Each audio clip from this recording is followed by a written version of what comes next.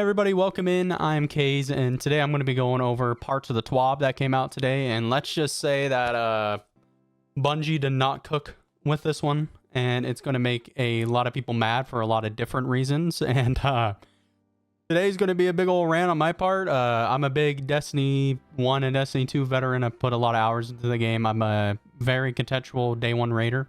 So day one rating is my big thing, and they made a big change to that. They announced today. So we're going to be going over it, and I'm going to be sharing some thoughts on what they should have changed and they really didn't, and kind of how Bungie's just being tone deaf to their community, and they're basically just feeding off of our FOMO. So let's get straight into it, huh?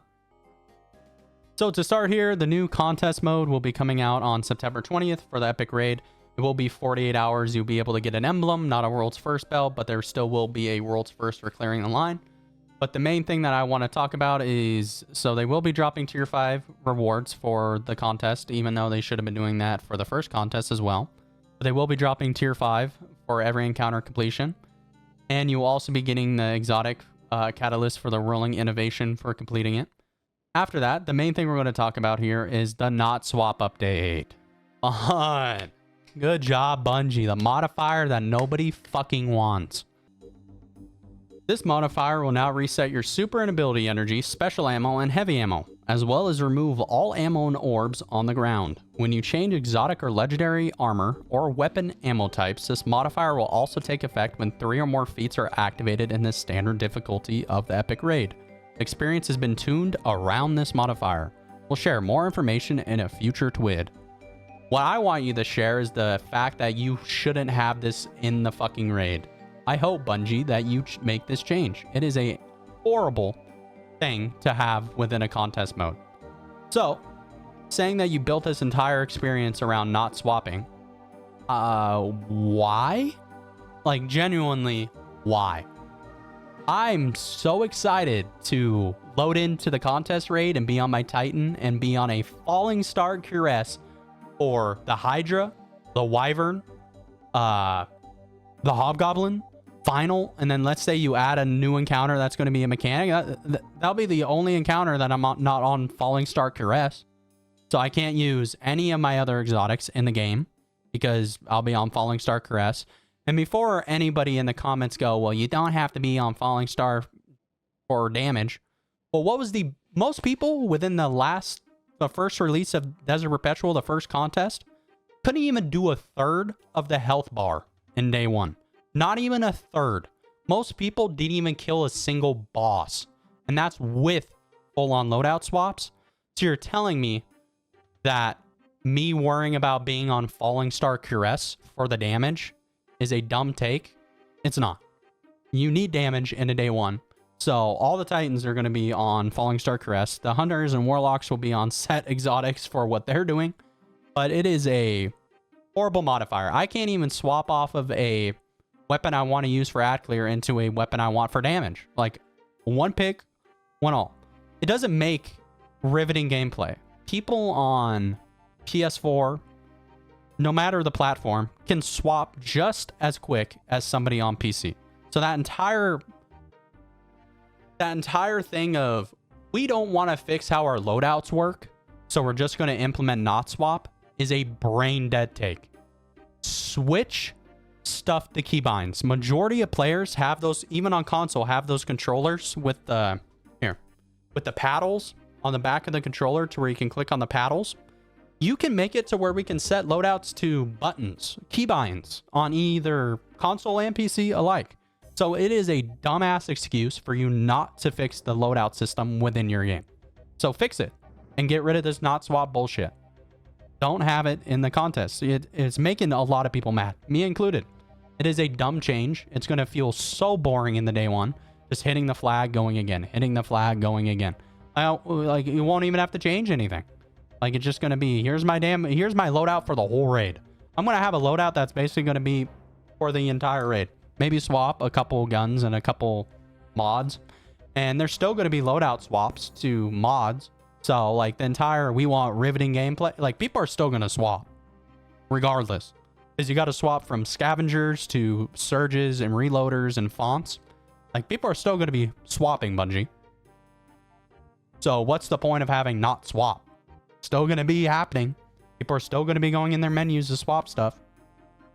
So just stupid idea to put this into your raid. The normal difficulty of it, having it within normal, different. It could be different. I still think it's just a dumb modifier to have in the game.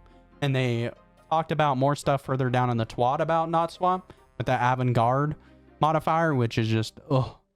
But Bungie, what you need to do to fix this is overall implement a keybind system to be able to keybind loadouts to a certain key, whether you be on console or PC. Make it to where you can swap on console, the D-pad, whatever. People don't need the emote during a day one race. So make it the ability to where you can swap loadouts with a click of a button. Every other game has that in existence. The players will love it if you add that to your game. Nobody will not love it if you do. All right, so with the raid out of the way, let's talk about the power system.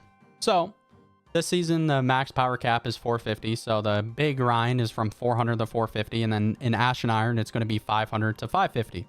Once you hit the respective 50s for right now, 450 or Ash and Iron 550, you get guaranteed tier 5 rewards when you complete activities. Like when you do Crucible, you get a whole bunch of tier 5 guarantee rewards. And most people are pushing to get there for the ability to get those rewards. Well, the grind between those 50 power levels is absolutely absurd. And Bungie just announced some changes, which will help, but very little. So a big thing that they just announced is dungeons are going into the Pinnacle tab, which is an amazing addition. But what I would say is, where are our raids? Where's our prime from completing an older raid?